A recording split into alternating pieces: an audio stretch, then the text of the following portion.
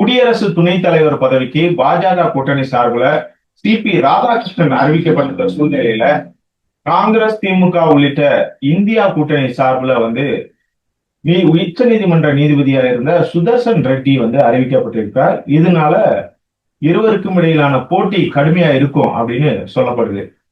நம்மளுக்கு ஏற்கனவே தெரியும், சிபி ராதாகிருஷ்ணன் கொங்கு மண்டலத்தை சேர்ந்தவர். அடிப்படையில் RSS காரர் அப்படிங்கிறது. அவர் அடிப்படையில RSS காரர் அப்படிங்கறதுனால ஆரம்பத்துல இருந்தே பாஜகவில் இருந்தாரு. அதன் பிறகு அவர் பாஜகவோட மாநில தலைவராகவும் இருந்தாரு. இப்போ மகாராஷ்டிரா மாநில ஆளுநரா பதவி வச்சிருக்காரு. அவர் தான் குடியரசு துணைத் தலைவர் பதவிக்கு பாஜக நிறுத்தியிருக்காங்க. ஏன்னா ஜெகதீப் தங்கர் 5 ஆண்டுகள் பதவி காலம் முடிகிறதுக்கு முன்னாடியே திடீர்னு ராஜினாமா செஞ்சுட்டு போனதுனால அவர் இடத்துக்கு 60 நாட்களுக்குள்ள புது குடியரசு துணைத் தலைவரை தேர்ந்தெடுத்துக்கணும் அப்படிங்கிறது இந்திய அரசியலமைப்புல இருக்கக்கூடிய ஒரு விதியாகும். அந்த விதியின் அடிப்படையில இப்ப புதிய குடியரசு துணைத் தலைவரை தேர்வு செய்யறதுக்கான வேலைகள் நடந்துட்டு இருக்குது. அந்த அடிப்படையில தான் பாஜக கூட்டணி சார்பில் சிபி ராதாகிருஷ்ணன் நிறுத்தி இருக்கப்பட்டிருக்காரு. இவரை நிறுத்தினதுக்கான காரணம் என்ன அப்படிங்கிறது ஏற்கனவே பல்வேறு இதுல நம்ம பேசியிருக்கோம். தமிழ்நாட்டுல சட்டமன்ற தேர்தல் நடைபெற இருக்கக்கூடிய சூழ்நிலையில இதை நோக்கமா வைத்து இப்ப ஒரு தமிழரை நிறுத்தினோம்னா, தமிழரை வெற்றி பெற வச்சு குடியரசு துணைத் தலைவர் ஆக்கணும்னா அதை வைத்து கொங்கு மண்டலத்துல சரி தமிழ்நாடு முழுவதும் வாக்குகளை அறுவடை செய்யலாம் அப்படிங்கிறது தான் பாஜகவோட நோக்கம் அப்படிங்கிறது எல்லாருக்குமே தெரியும். இதுக்கு என்ன பண்ணாங்கன்னா, திமுகவுக்கு இந்த சிபி ராதாகிருஷ்ணனை ஆதரிக்கணும் அப்படின்னு சொல்லிட்டு பாஜகவும் சரி அதிமுக சரி வரிஞ்சு கட்டிக்கிட்டு கோரிக்கை விடுத்தாங்க, அழைப்பு விடுத்தாங்க. ஆனா திமுக சார்பில் ஒரு விஷயத்த சொன்னாங்க, சிபி ராதாகிருஷ்ணன் ஒரு RSS காரர் அப்படிங்கறதுனால அவர் தமிழர் அப்படிங்கறதுனால ஏத்துக்கிற முடியாது. தமிழர் விரோத போக்கு எண்ணம் கொண்ட RSS காரரை நம்ம தமிழருங்கிறனால ஆதரிக்க முடியாது அப்படிங்கறத திட்டவட்டமா சொல்லிட்டாங்க. இதனால சிபி ராதாகிருஷ்ணனை வச்சு பாஜக அதிமுக வரக்கூடிய சட்டமன்ற தேர்தலை பிரச்சாரத்துல பயன்படுத்துவாங்க. அதாவது சிபி ராதாகிருஷ்ணன் குடியரசு துணைத் தலைவராக அமைச்சிருக்கோம், இவருக்கு எதிராக திமுக வாக்களிச்சுட்டு அப்படின்னு சொல்லிட்டு இந்த பிரச்சாரத்துல பயன்படுத்தி திமுகவோட வெற்றியை தடுத்து நிறுத்தலாம் அப்படிங்கிற ஒரு இதுல இருக்கிறதுனால இந்த சைடு பாத்தீங்கன்னா திமுக சார்பில் திருச்சி சிவாவை பரிந்துரை செய்ததா கொள்ளப்பட்டுச்சு. அதன் பிறகு எந்த கட்சியும் சாராத இஸ்ரோ விஞ்ஞானி மயில்சாமி அண்ணாதுரையை நிறுத்துறதுக்கு திமுக பரிந்துரை செய்ததா அடிபட்டுச்சு. இதனால கண்டிப்பா தமிழ்நாட்டுல அதிமுக பாஜக கூட்டணிக்கு செக் வைக்கப்படலாம் அப்படிங்கிற மாதிரி தான் எதிர்பார்க்கப்பட்டுச்சு. ஆனா இது யாருமே எதிர்பார்க்காத வகையில ஓய்வு பெற்ற உச்ச நீதிமன்ற நீதிபதி சுதர்சன் ரெட்டியை பொது வேட்பாளரா அறிவிச்சு மல்லிகார்ஜுனே எல்லாருக்கும் ஷாக் கொடுத்திருக்காரு அப்படின்னு தான் சொல்லணும். இதனால அந்த சுதர்சன் ரெட்டி யார் அப்படின்னு பல்வேறு தரப்பினரும் தேட ஆரம்பிச்சிருக்காங்க அப்படின்னு தான் சொல்லணும். சிபி ராதாகிருஷ்ணன் தமிழ்நாட்டுல பெரும்பாலும் நிறைய பேருக்கு தெரியும். அவர் பாஜக மாநில தலைவராக இருந்தவர் அப்படிங்கறதுனால பெரும்பாலும் தெரியும். ஆனா சுதர்சன் ரெட்டி பெரும்பாலும் இங்க யாருக்கும் தெரியாது. ஆனா அவர் ஒரு புகழ் பெற்ற உச்ச நீதிமன்ற நீதிபதியா இருந்தவர். இவர் 1946 ஜூலை 8ஆம் தேதி இன்னைக்கு தெலுங்கானா மாநிலம், அப்போதைய ஆந்திர மாநிலத்தில் இருக்கக்கூடிய ரங்காரெட்டி மாவட்டத்துல பிறந்தவர். இவர் ஹைதராபாத்ல இருக்கிற உஸ்மானியா பல்கலைக்கழகத்துல சட்டம் பயின்றவர்.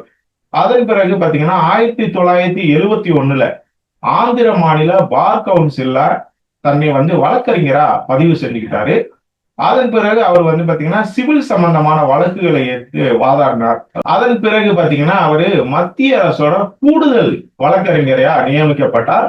அது மட்டும் இல்லாம அவர் படித்த அந்த ஹைதராபாத்ல இருக்கக்கூடிய உஸ்மானியா பல்கலைக்கழகத்தோட சட்ட ஆலோசகராகவும் இந்த சுதர்சன் ரெட்டி இருந்தாரு. அந்த அளவுக்கு சட்டத்துல மிகவும் மதிநுட்பம் வாய்ந்தவர் அப்படிங்கிறதுனாலதான் அவருக்கு இத்தகைய பதவிகள்லாம் வழங்கப்பட்டுச்சு.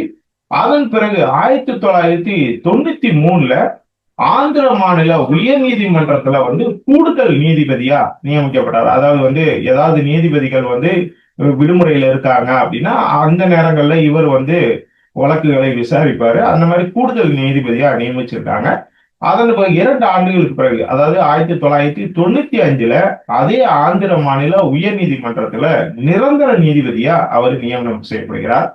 இவர் அந்த வழக்குகளை சிறப்பா கையாண்டாரு. அதனால கிட்டத்தட்ட பல்வேறு வழக்குகளை வரலாற்று சிறப்பு மிக்க தீர்ப்புகளை சுதர்சன் ரெட்டி கொடுத்திருக்காரு. அதன் அடிப்படையில 2005 அதாவது 10 ஆண்டுகளா ஆந்திர மாநில நிரந்தர நீதிபதியா, ஆந்திர மாநில உயர் நீதிமன்றத்தின் நிரந்தர நீதிபதியா பதவி வகித்த அவருக்கு 2005ஆம் ஆண்டு கவுஹாத்தி உயர் நீதிமன்றத்தோட தலைமை நீதிபதி பதவி வழங்கப்பட்டுச்சு. அதுலயும் அவர் சிறப்பா செயல்படுறாரு. அதன் அடிப்படையில 2007ல உச்ச நீதிமன்ற நீதிபதியாகவும் சுதர்சன் ரெட்டி நியமிக்கப்பட்டார். இவர் 2007ல இருந்து 2011 வரைக்கும் உச்ச நீதிமன்ற நீதிபதியா பதவி வகிச்சார். 2011ல அவர் ஓய்வு பெற்றார்.